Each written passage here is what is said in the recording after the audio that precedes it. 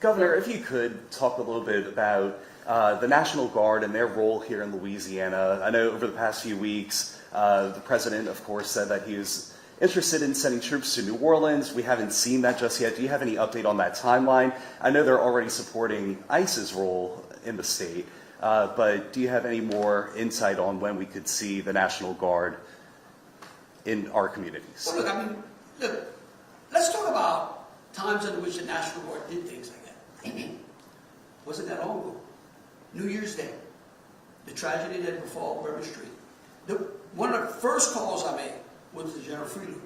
And I said, how many soldiers can you give me? Why? Because we had to secure the largest crime scene the city of New Orleans ever had. And what the National Guard does is it gives you a force multiplier. What it does is it gives you some boots on the ground of people who are highly trained and highly disciplined. And I think that that's the overall arching message. It's not about, oh, we're sending the military in. I think the president recognizes that our cities around this country are way too violent. Okay? People say, oh, this is a militarization of our big cities. Our cities are already war zones. Too many people are already dying. I mean, we leaned in on that way before in anticipation and hoping that President Trump would be and did get elected. Why? Because he supports law enforcement, right? And so again, you know, we're going to do whatever we need to stem the violence and to get our cities and our streets under control. Why? Because you can't have economic opportunity in the face of violence. And if criminals run rampant on the streets and if neighborhoods are not safe, then guess what? It's hard to educate your children as well. And so look, I applaud what the president's doing. I think what he's done in Washington, D.C. is remarkable. I've had some discussions with many of his cabinet officials. The Attorney General and I spoke. She was in Louisiana not too long ago. I spoke to the HUD Secretary the other day. Why? Because I think there are other components as well. The homeless population is something else we've got to deal with. That only allows criminal elements to hide inside of that same homeless population. I mean, what's amazing to me is that y'all folks have never gone and spent a whole 24, 48 hours inside one of those camps and seeing the level of crime and abuse that goes on in there.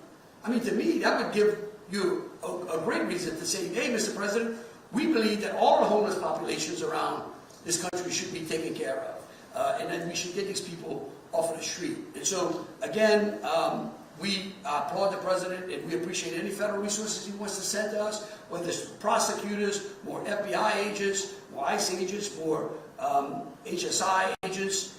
We just did the Operation Violent Crime Crackdown here in Baton Rouge as well. We're going to continue to lead in there. We're going to work in Alexandria, in Shreveport, because guess what? We can't do the things we talk about. We can't talk about these great opportunities. I can tell you what, Mark Zuckerberg and corporate America is not interested in going to places that are dangerous. And so when I want them to look at Louisiana, I want them to see safety.